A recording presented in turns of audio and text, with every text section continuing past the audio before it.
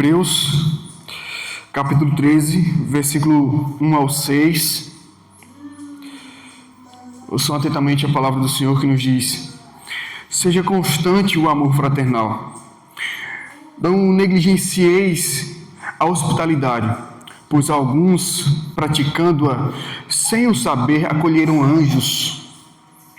Lembrai-vos dos encarcerados, como se presos com eles, dos que sofrem maus tratos, como se com efeito vós mesmos em pessoa fosseis os maltratados. Digno de honra entre todos seja o matrimônio, bem como o leito sem mácula, porque Deus julgará os impuros e adúlteros. Seja a vossa vida sem avareza. Contentai-vos com as coisas que tendes, porque Ele tem dito: de maneira alguma te deixarei, nunca jamais te abandonarei. Assim, afirmemos confiantemente: o Senhor é o meu auxílio, não temerei. Que me poderá fazer o homem? Amém.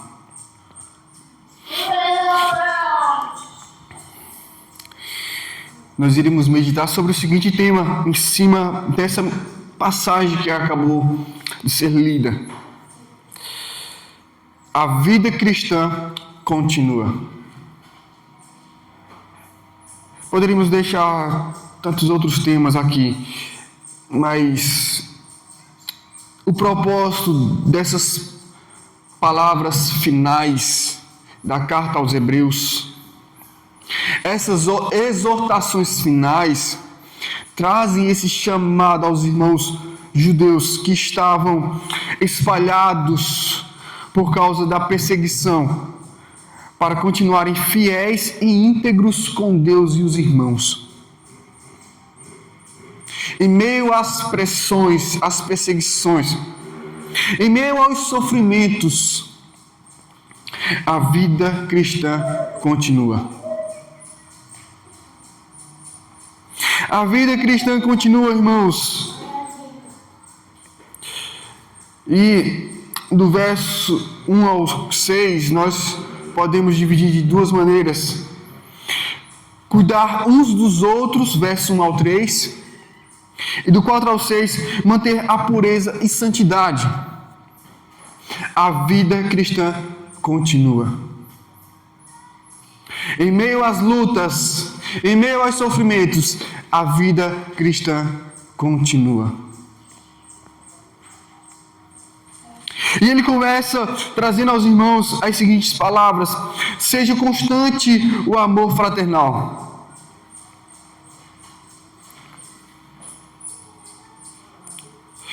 O escritor aos Hebreus, ele deixa bem claro para os irmãos que eles deveriam ser constantes no amor. E a ideia de constância é a permanência, é a frequência, é não parar. Quanto a este assunto sobre o amor fraternal, no capítulo 6, versículo 10, vai nos mostrar que já praticavam o amor pelos irmãos. Eles já tinham esses afetos uns pelos outros. Ainda no capítulo 10, versículo 32 e 34, também esse assunto já foi tratado. Mas aqui ele traz nas suas últimas palavras: não parem, continuem assim, tendo amor fraternal uns pelos outros. E amor fraternal aqui é o amor entre os irmãos. O chamado amor entre os irmãos. Aqui trazendo a ideia de um cuidado de uns pelos outros.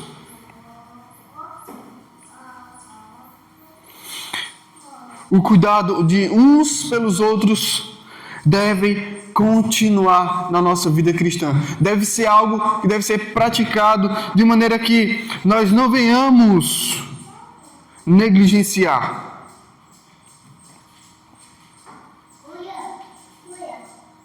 é algo que, mesmo sabendo que já é prático e praticado no nosso meio, é algo que deve ser incentivado a continuar.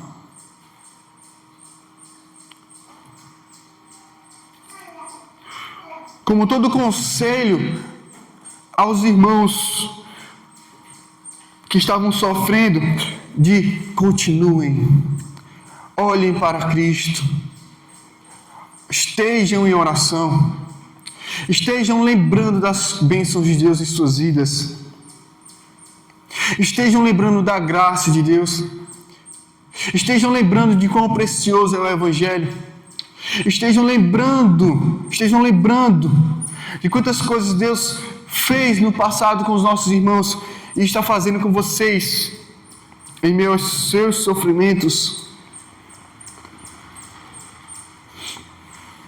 Aqui também, uma prática que já era comum entre eles em meio aos sofrimentos na época. O escritor aos Hebreus, nas suas últimas palavras, traz esse incentivo de continuarem. No versículo 2 ele diz: não negligencieis a hospitalidade, pois alguns, praticando-a sem o saber, acolheram anjos. E neste verso, quando ele fala não negligencieis a hospitalidade, praticamente ele está dizendo: não deixem de fazer isto, no sentido de não se esquecer, ficarem despreocupados. Mas o escritor aos Hebreus quer deixar bem claro para eles: vocês precisam cuidar uns dos outros. Vocês precisam cuidar uns dos outros. Veja, em meio aos sofrimentos, em meio às perseguições, as responsabilidades cristãs, o compromisso cristão, as obrigações de um filho de Deus continua. Porque não é que porque estamos sofrendo que estamos desobrigados das responsabilidades, que o nosso coração deve se dispor, porque a vida cristã continua.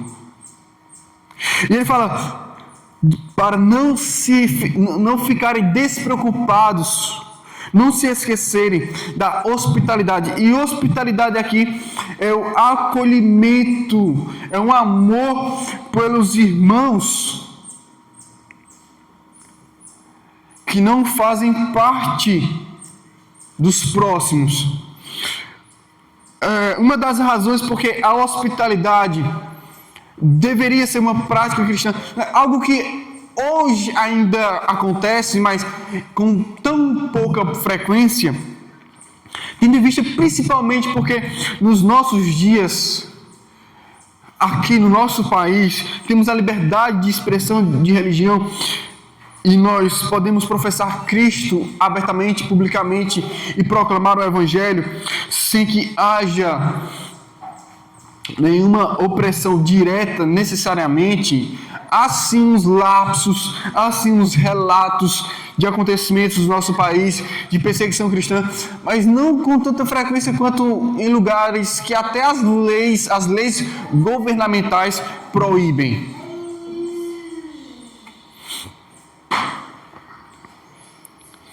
Então, a hospitalidade era principalmente uma característica por aqueles irmãos que estavam dispersos. É por isso que essa carta é aos Hebreus.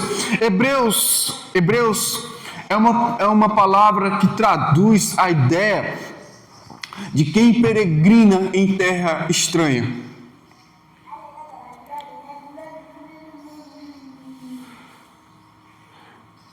A ideia de Hebreus, ela vem desde quando o povo foi escravo no Egito. Foi tratado como povo hebreu, povo de terra estranha. peregrinaram no deserto, povo de terra estranha, peregrinos em terras estranhas. É de onde se origina essa palavra hebreus. E esses irmãos judeus, eles estavam dispersos. Logo, estavam vivendo em terras estranhas. Lugares que não eram sua pátria. E a hospitalidade devia ser praticada exatamente para acolher esses irmãos que, como estrangeiros, estavam peregrinando em lugares que não eram a terra deles. Então, esses irmãos precisavam ter essa sensibilidade de acolhimento aos irmãos peregrinos, os irmãos desabrigados, os irmãos sem acolhida. E ele dá uma razão, ele diz, pois alguns praticando-a, ou seja, a hospitalidade, sem o saber, acolheram anjos. E ele menciona Gênesis 18 e Gênesis 19.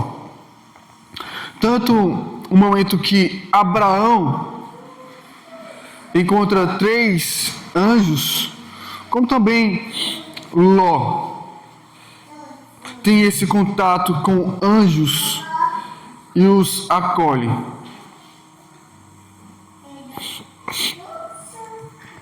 E a ideia aqui de acolhimento de anjos, que sem saber acolheram anjos, traz a ideia de que esses irmãos, praticando a hospitalidade, estariam hospedando sem saber, nesta prática, mensageiros de Deus. Tendo em vista que há um contraste entre anjos e os irmãos estrangeiros que deveriam receber o acolhimento. É praticamente uma ilustração, um exemplo que se utiliza aqui a respeito de quando Abraão e quando Ló acolheu anjos. E aqui traz a ideia de que esses irmãos poderiam estar acolhendo homens de Deus, mulheres de Deus, mensageiros da parte do Senhor.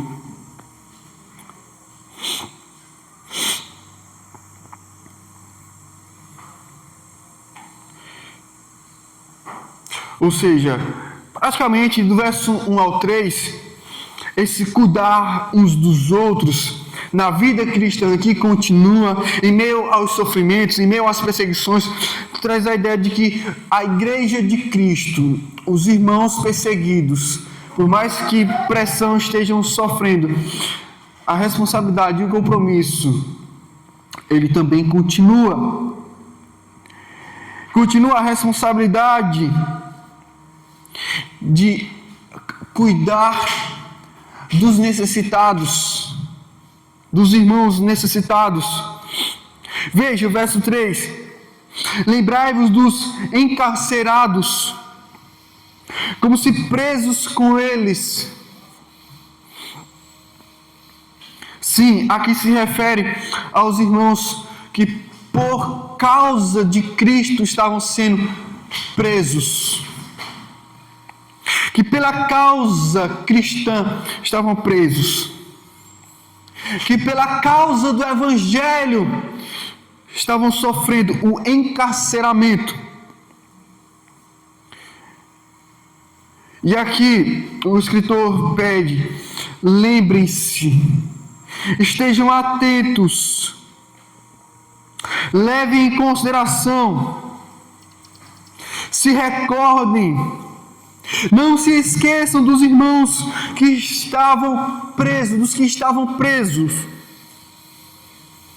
E a lembrança que deveriam ter, o sentimento que deveriam ter, é como se estivessem presos com eles também. Era de sentir os sofrimentos dos irmãos que estavam sofrendo pela causa do Evangelho. E por amor a Cristo. E ele diz, dos que sofrem maus tratos, como se com efeito vós mesmos em pessoa fosseis os maltratados. Então veja, aqui ele traz um resumo.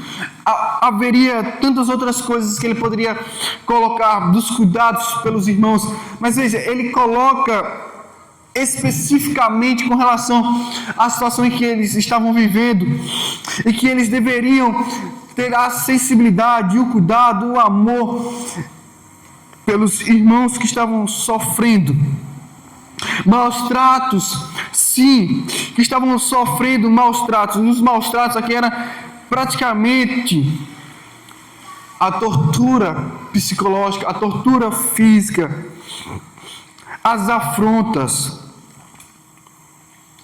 o incômodo de estarem sendo limitados a não proclamar a Cristo como Senhor e Salvador, a não viver abertamente uma vida cristã, a não desfrutar da liberdade cristã em meio à sociedade civil, maus tratos. E eles, como se com efeito, veja o efeito do sentimento que deveriam ter, com efeito, como se vós mesmos em pessoa fosseis os maltratados. Praticamente o sentir na pele, se colocar no lugar do outro.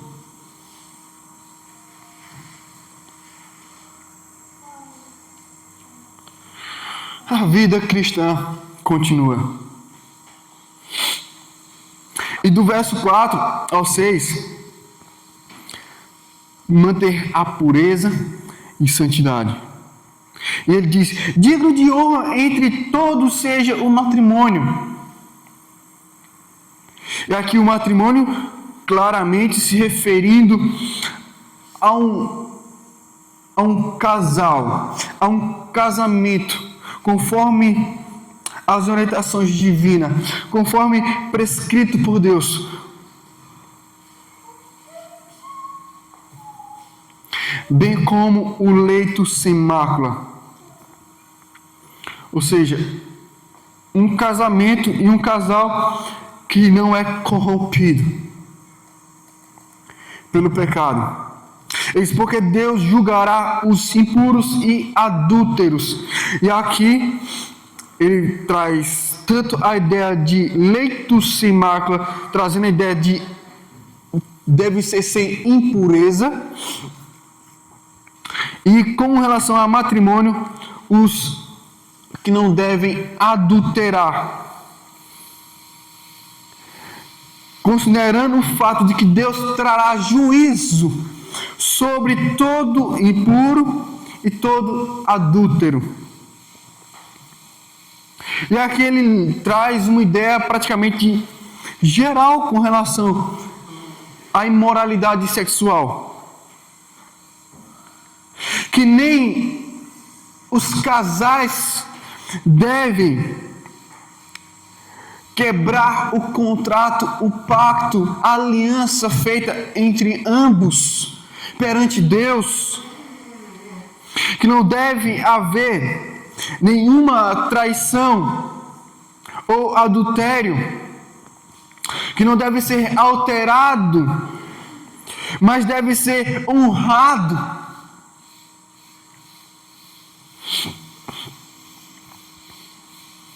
Respeitado, que deve ser tratado com o maior cuidado.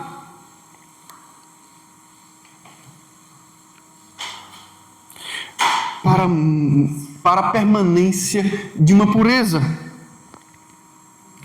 Ele diz, bem como o leito sem mácula, ou seja, o que não se corrompe na cama, praticamente. E ele diz, porque Deus julgará os impuros. Deus julgará os impuros. E impuros aqui é uma palavra utilizada para pessoas que não são casadas, mas que se corrompem na área sexual. Há outras expressões, outros termos, como fornicação, para os impuros.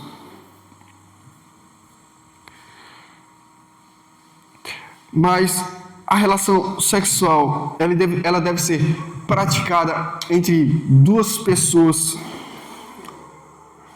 conforme as orientações divinas, homem e mulher, e recebendo a bênção do Senhor, firmando a aliança.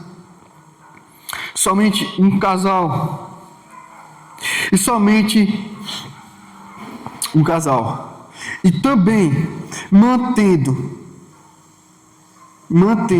esta união conjugal debaixo da autoridade divina,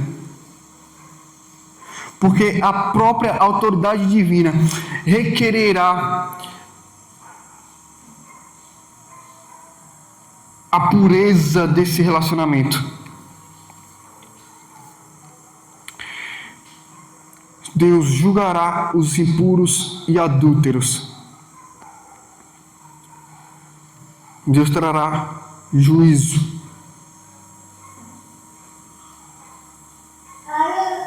E aí, uma outra exortação no verso 5 diz: seja a vossa vida sem avareza. E avareza aqui praticamente é o amor ao dinheiro. Como muitos já dizem, não é? O dinheiro é um péssimo patrão. E como também outros já dizem que não só é um péssimo patrão, como nem é bom e nem é ruim. O dinheiro em si mesmo, ele nem é bom e nem é ruim. Mas o uso, como nós o usamos, dará a ideia de como usamos bem e de como usamos mal. E como também outros já dizem, o dinheiro ele não pode ser o patrão, mas o nosso serviçal. Ele deve ser útil e deve nos servir bem, e não dominar os nossos corações, de maneira que tenhamos apego. E nunca foi tão necessário trazer à memória aos irmãos a ideia de avareza, porque a avareza permeia a sociedade cristã. Desde a mais alta classe social, os nossos irmãos chamados bem de vida, ou os nossos irmãos cristãos ricos, vamos dizer assim, como também a avareza tem dominado até os irmãos pobres, ou de baixa classe social, classe média, todas as áreas da classe social, vamos dizer assim, cristã, tem atingido, tem afetado. O amor pelo dinheiro, o apego ao dinheiro, não necessariamente está algo que corrompe somente o que tem muito. Mas também quem tem pouco pode ser corrompido por este apego.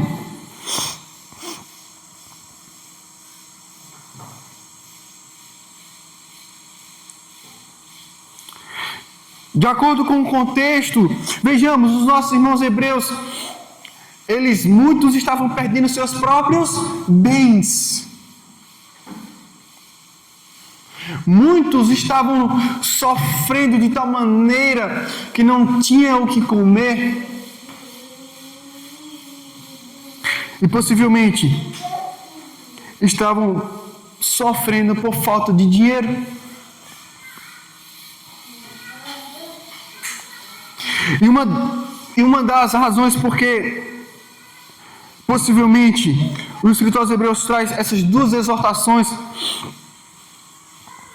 é que essas duas áreas na vida cristã seja uma das mais fortes em ataque ao povo de Deus.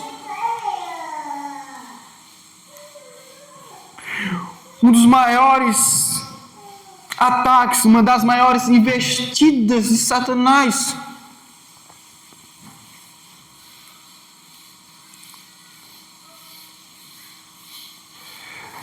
E ele diz: contentai-vos com as coisas que tendes.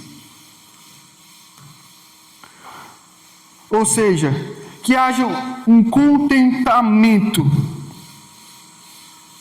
E contentamento aqui, algumas pessoas confundem, né, de estar contente e contentado. Contente aqui traz a ideia de satisfação. Satisfação. Não é de contente de alegria. Mas aqui é contente de se sentir bem. Estar satisfeito.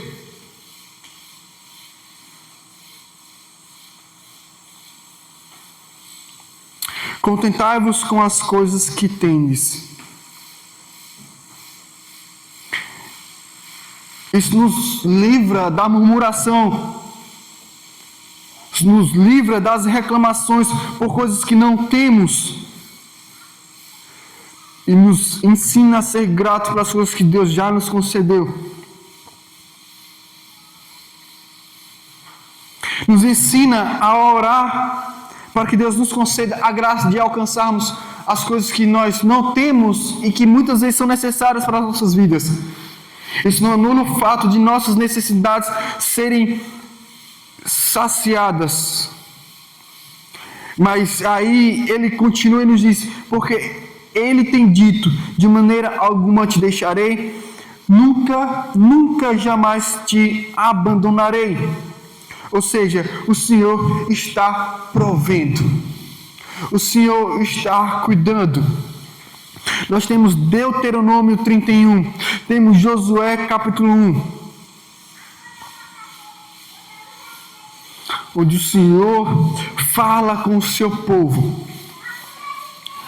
acalma o seu povo, tranquiliza o seu povo, trazendo a ideia de que Ele é um Deus provedor.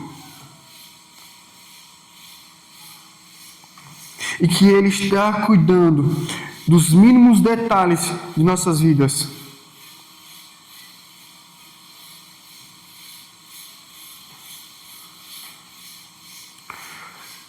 E ele finaliza dizendo: assim afirmemos confiantemente, ou seja, com uma confiança inabalável, com uma confiança ousada, com uma confiança cheia de ânimo. Afirme, confesse: o Senhor é o meu auxílio. Ou seja, o Senhor é quem cuida de mim. Ele é o meu ajudador. Ele é quem está por mim. Ele é quem está com sua mão estendida e não encolhida. Não temerei. Não temerei. Não entrarei em desespero. Não entrarei em inquietação. Fale, confesse, afirme a sua confiança no Senhor. Que me poderá fazer o homem?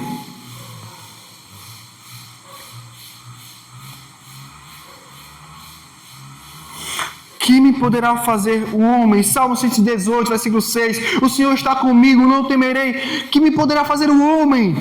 Salmo 56, versículo 11. Neste Deus, ponho a minha confiança e nada temerei. Que me pode fazer um homem? Ainda no Salmo 56, versículo 4: em Deus cuja palavra eu exalto, neste Deus ponho a minha confiança e nada temerei. Que me pode fazer um homem, um mero mortal?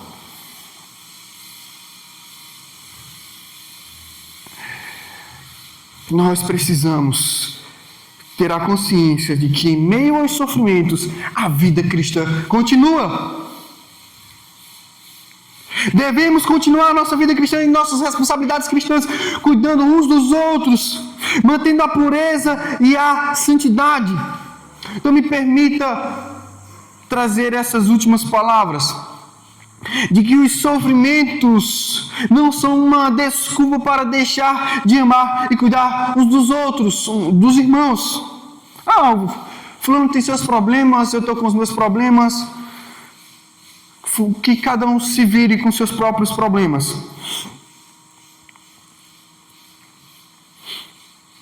Os nossos sofrimentos não são uma desculpa para não cuidarmos uns dos outros. Os nossos sofrimentos devem nos conduzir a termos a consciência de que, ainda que não esteja tudo como gostaríamos que estivesse, nós devemos estar apoiando uns aos outros e nos dispondo em socorrer os nossos irmãos, principalmente em suas necessidades.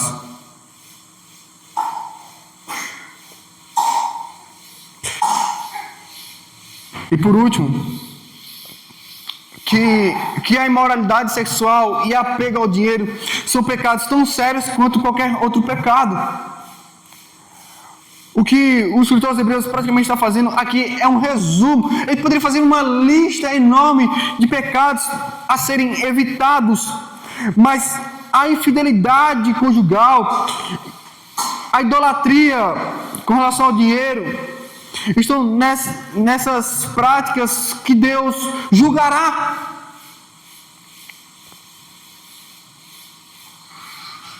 A impureza com relação sexual é abominável diante do Senhor.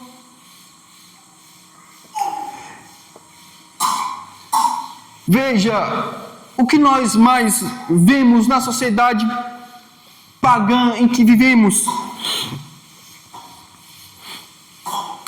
fama, sucesso, sexo, dinheiro. Tem sido um dos maiores desfrutes, dos prazeres dos ímpios.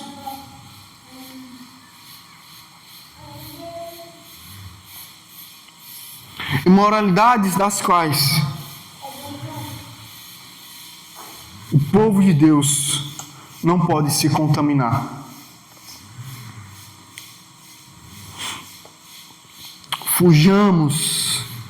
Fujamos para mais perto de Deus, buscando nele pureza e santidade, nos limpando e nos santificando para resistirmos os dias maus, estarmos cada vez mais firmes e inabaláveis, prosseguindo na nossa caminhada cristã até que Ele venha para nos buscar. Amém? Que Deus nos abençoe. Vamos orar. Senhor Deus, querido Pai, eu te peço, Senhor Deus, confiando somente em Ti, que o Senhor tenha misericórdia de nós, Senhor. Nos concede, Senhor Deus, sensibilidade, Senhor. Nos concede, Senhor, um coração amável. Nos concede, Senhor Deus, um coração disposto, Senhor, a cuidar uns dos outros. Derrama a Tua graça no nosso meio, Senhor, para que estejamos atentos com relação às necessidades dos irmãos, para sermos auxílio da Tua parte, Senhor Deus, em cuidar uns dos outros em suas necessidades, ó Pai. Trazer alívio aos sofrimentos dos irmãos.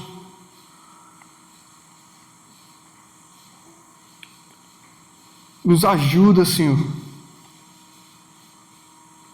Que haja companheirismo no nosso meio, Senhor. Em toda a igreja de Cristo. Desperta-nos, ó Pai. Que não vivamos despreocupados e tratando os nossos irmãos com desprezo.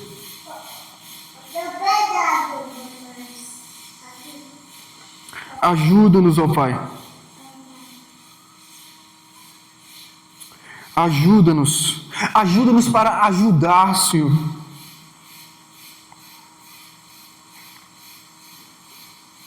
Que nos nossos dias maus, ó Pai, nós não venhamos nos trancar e nos fechar, nos isolar, Senhor Deus, mas que nós tenhamos a consciência, Senhor, que mesmo em meio aos nossos dias maus, devemos estar prosseguindo na nossa vida cristã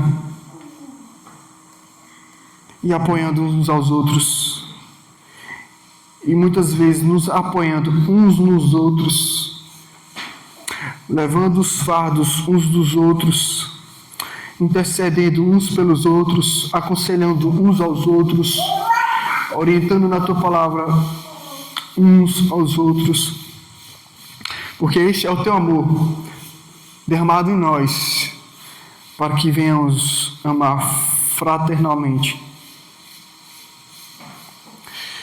Que o Senhor também nos conceda, Senhor Deus, Sua graça, para manter a pureza sexual, Senhor Deus. Não nos deixar levar pela imoralidade, Senhor. Aquilo que não Te agrada, Senhor Deus. É tudo horrível, Senhor. O pecado é nojento, Senhor Deus. O pecado é hostil, Senhor. O pecado é tenebroso, Senhor. Nos mantém, Senhor Deus, puros e purifica-nos. Nos mantém, Senhor Deus, fiéis uns aos outros. Quanto aos casais, ó Pai, manter uma fidelidade uns com os outros, porque é a expressão da fidelidade a Ti, Senhor. Quanto aos solteiros, que haja uma fidelidade, Senhor Deus, a Ti, Senhor Deus, se preservando, Senhor Deus, aguardando os dias pelos quais o Senhor considerará a bênção matrimonial, mas enquanto isso, Senhor Deus, uma fidelidade, Senhor Deus, uma fidelidade.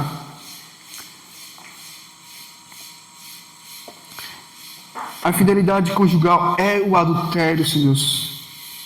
A imoralidade sexual é a impureza que nos manifesta, Senhor Deus, infidelidade.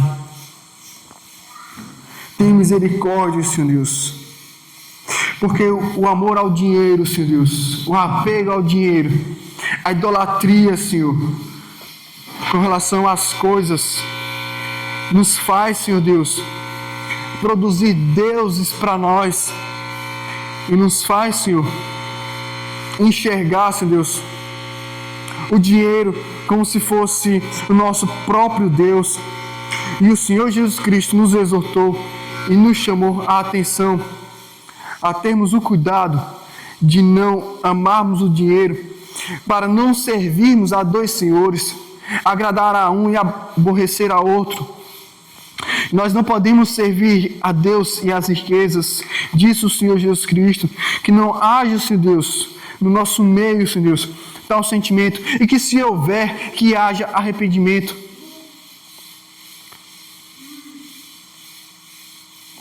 Que haja arrependimento, Senhor Deus. Que haja abandono do pecado, Senhor Deus. Seja lá qual for o pecado, Senhor Deus, mas conforme a nossa meditação hoje, aqui e agora, nos desperta, Senhor Deus. Nos mantém atentos e vigilantes para prosseguirmos em pureza e santidade, Senhor Deus. Te honrando, sendo fiéis a Ti nos santificando e mantendo este amor uns para com os outros, em nome de Jesus, porque a vida cristã continua. Amém.